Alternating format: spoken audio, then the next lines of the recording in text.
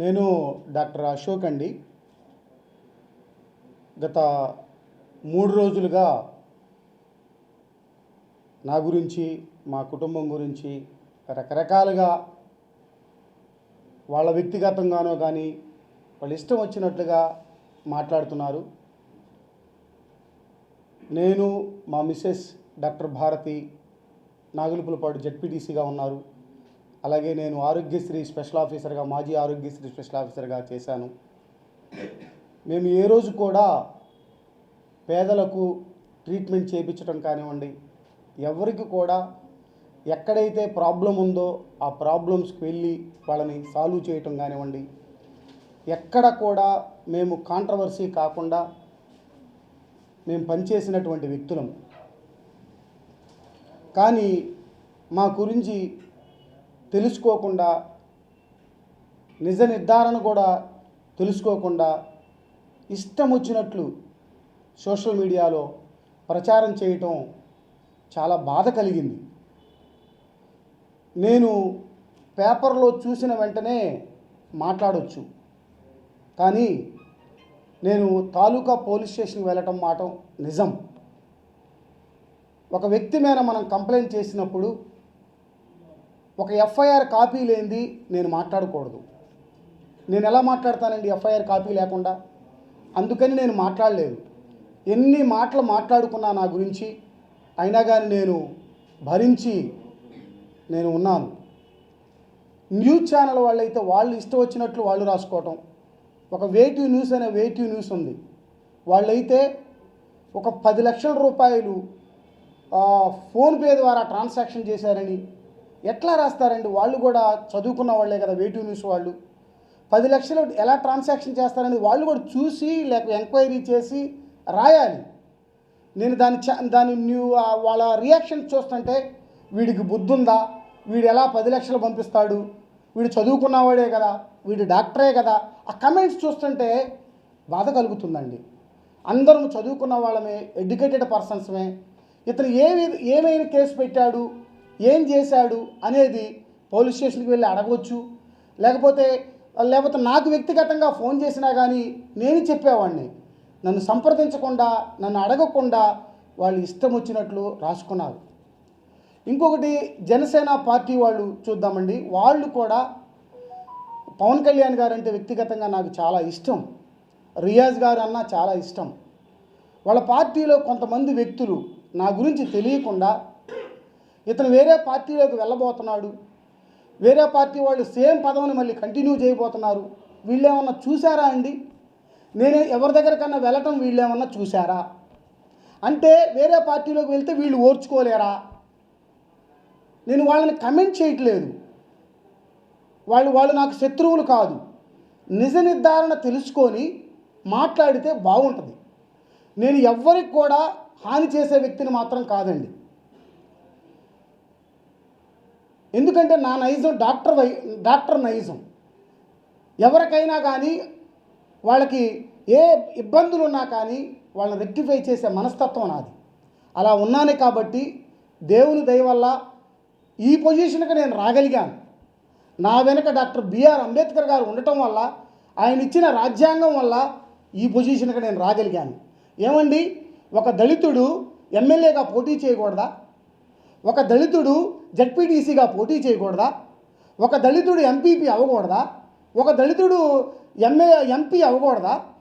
అంటే ఏంటండి, ఈ రకంగా మమ్మల్ని దూషిస్తారా అండి? దశాబ్దన్నర కాలం నుంచి నేను రాజకీయంలో ఉన్నా. అంటే డబ్బులుంటేనే రాజకీయం చేయాలండి? మంచితనంతో ఉంటే ఎవరా సీట్లు? ఇష్టం వచ్చినట్లు ఎవరు మాట్లాడితే వాళ్ళు మాట్లాడుతుంటే బాధ కలిగి ఈరోజు నేను ప్రెస్ మీట్ పెట్టడం జరిగింది. నేను పోలీస్ స్టేషన్కి వెళ్ళడం జరిగింది. నా గురించి అంకమ్మరెడ్డి అనే క్యాండిడేట్ వాళ్ళ ఇంటికి మేము వెళ్ళాం, చాలాసార్లు వెళ్ళాం. వెళ్ళినా కానీ మమ్మల్ని పట్టించుకోవట్లేదు. నాకు ముఖ్యులైనటువంటి బాలినేని శ్రీనివాసరెడ్డి గారి, బాలినేని ప్రణీత్ రెడ్డి దగ్గరికి కూడా చాలాసార్లు వెళ్ళాను వాళ్ళ ఇంటికి. సార్, వీళ్ళు ఇలా బాలినేని ప్రణీత్ గారి ఫ్రెండ్ అంకమ్మరెడ్డి గారు, సార్ వీళ్ళు నా దగ్గర కొంత మనీ తీసుకున్నాడు సార్, అతను ఇవ్వట్లేదు సార్, కొద్దిగా మీరు దాన్ని పరిష్కారం చేయండి సార్ అని హైదరాబాద్ వెళ్ళాను, వాసన్న ఒంగోలు వస్తే ఒంగోలు వెళ్ళాను, అన్ని విధాలా అడిగాను, వాళ్ళు ఇవ్వలేదు. రీసెంట్గా ఒక 4 రోజుల క్రితం ప్రణీత్ రెడ్డి గారికి, అంటే నేను పోలీస్ స్టేషన్కి వెళ్ళకముందు ప్రణీత్ రెడ్డి గారికి కూడా ఒక వీడియో మెసేజ్ నేను పంపించాను. బాబు ఇది పరిస్థితి, నీ ఫ్రెండ్ అతను ఇట్లా డబ్బులు తీసుకున్నాడు నా దగ్గర, మీరు పిలిచి మాట్లాడండి, పిలిచి మాట్లాడితే దాని పరిష్కారం అవుతుంది, 1 నెల కాకపోతే 2 నెలల తర్వాత ఆయన అతను ఇస్తాడు అని నేను పెట్టాను. బాబు గారు చూశారు. ఆ తర్వాత ఆయన రెస్పాండ్ కాలేదు. మరలా కూడా నేను మళ్ళీ మెసేజ్ చేశాను, మళ్ళీ మరుసటి రోజు, బాబు నేను ఇట్లా మీరు రెస్పాండ్ అవ్వండి బాబు, పిలిపించండి, మీరు రెస్పాండ్ కాకపోతే నేను మళ్ళీ పోలీస్ స్టేషన్ కూడా వెళ్తాను అనేటువంటి వాయిస్ మెసేజ్ కూడా బాబు గారికి పెట్టాను. అయినా రెస్పాండ్ కాలేదు. రెస్పాండ్ కాకపోతే నేను ఏం చేయాలండి? ఎవరెవరికి నాకు తెలిసిన పెద్దలు వాళ్ళకి చెప్పుకున్నాను, ఇంకెవరికి చెప్పుకోవాలి నేను? నా వెనక ఎవరో ఉన్నారంట, నా వెనక ఎవరో నడిపిస్తున్నారంట. అంటే నేను తెలివి లేనున్నా, నేను డాక్టర్ని కాదా?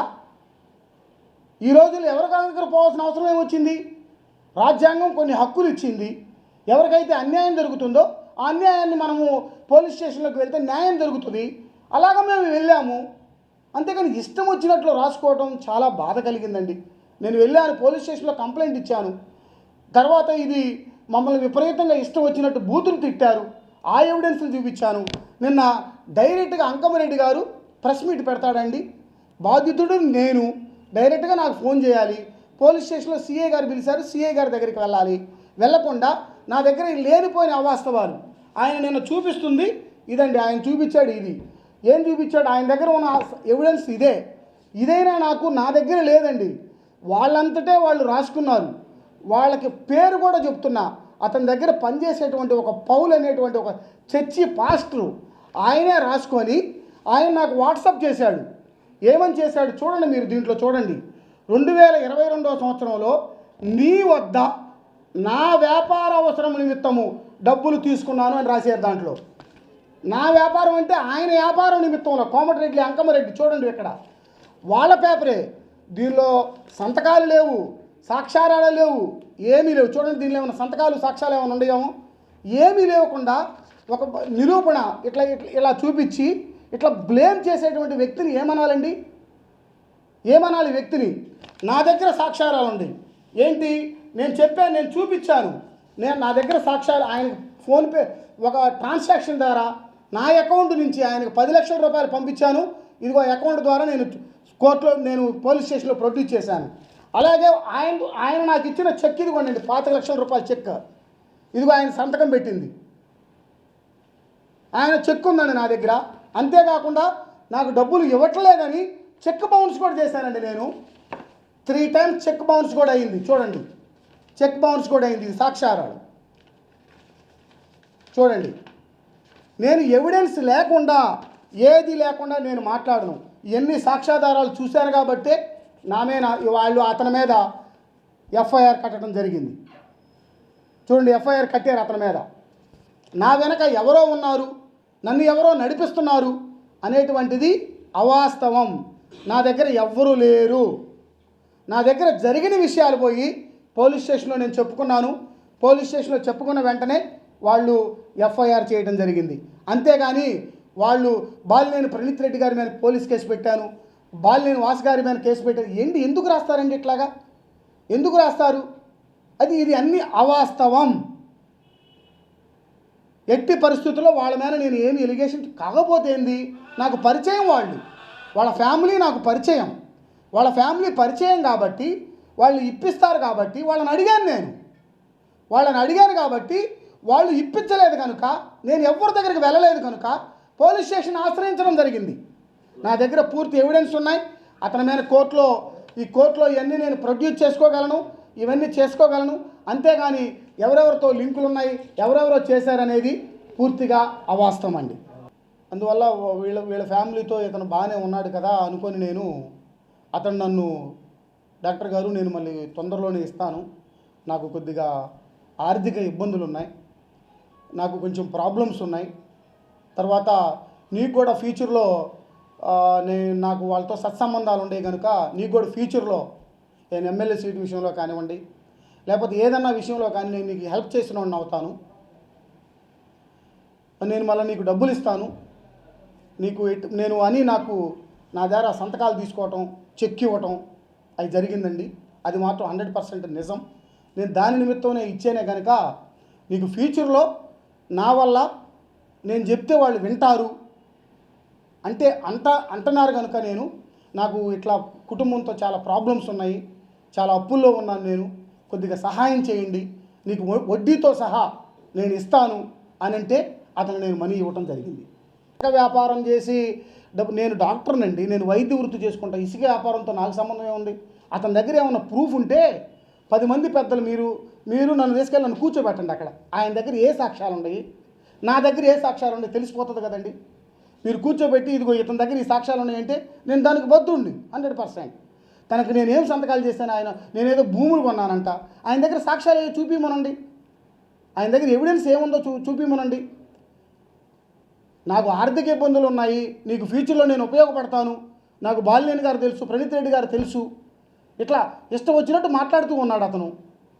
సరే, అతని ఆర్థిక ఇబ్బందుల్లో ఉన్నాడు కనుక మనం సహాయం చేస్తే మళ్ళీ ఇంట్రెస్ట్తో సహా ఇస్తానంటున్నాడు కనుక ఈ డబ్బులే నాకు సొంతంగా రాలి. నేను హైదరాబాద్లో ఒక ప్లాట్ అమ్ముకున్నాను, అమ్ముకొని నేను ఇంటి దగ్గర ఏదైనా ఒంగోలులో ఒక నివాస స్థలం కొనుక్కున్న సమయంలోనే ఇతను నా దగ్గరికి వచ్చి వెంటనే నేను అతనికి మనీ ఇవ్వడం జరిగింది. మళ్ళీ తర్వాత నేను ఒక హౌస్ కట్టుకుంటున్నా, డబ్బులు అవసరం ఉందని ఆయనకు రోజు ఫోన్ చేస్తున్నాను. నేను అసలు రెస్పాండే కావట్లా.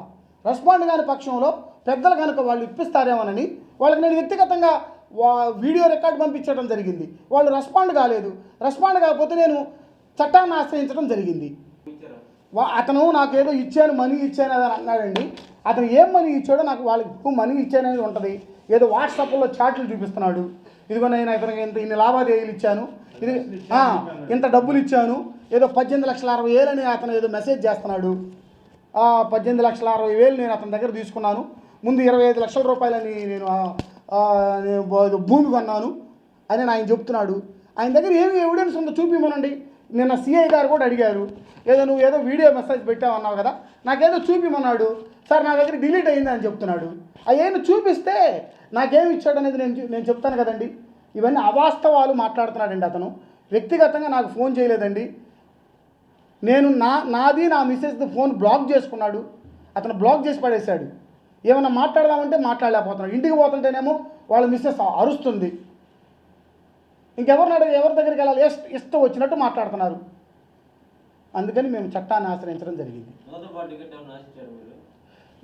నేను దశాబ్దంన్నర నుంచి రాజకీయంలో ఉన్నానండి. నేను 100% టికెట్ ఆశిస్తాను. ఒక డాక్టర్ని, పార్టీలో ఉన్నాను, అడగడంలో తప్పే ఉందండి. ప్రతి ఒక్కరికి హక్కు ఉంది. నేను ఇన్ని సంవత్సరాలు పార్టీలో కష్టపడ్డాను, నాకు ఎమ్మెల్యే సీట్ ఇవ్వండి బాలినేని గారిని కూడా అడిగాను, ప్రణీత్ రెడ్డి గారిని కూడా అడిగాను. అడిగిన మాట వాస్తవం, అది అడిగిన మాట వాస్తవం అండి. నేను రాజకీయంలో తిరిగాను, జగన్మోహన్ రెడ్డి గారితో తిరిగాను, పార్టీ కోసం కష్టపడ్డాను. అడగాలండి, అడగకుండా ఎట్లా అండి? నేను కష్టపడ్డాను కాబట్టి జగన్మోహన్ రెడ్డి గారు నాకు పదవి ఇచ్చారు, పదవికి కూడా న్యాయం చేశాను. ఇందుకు నేను టిక్కెట్ అడిగాను. టిక్కెట్కి సభ్యులకు సంబంధం కాదండి. అతను నాకు వాసిగారోళ్ళు తెలుసు, నువ్వు ఇట్లా హెల్ప్ చేస్తే నేను రికమెండ్ చేయగలను అన్నాడు అతను.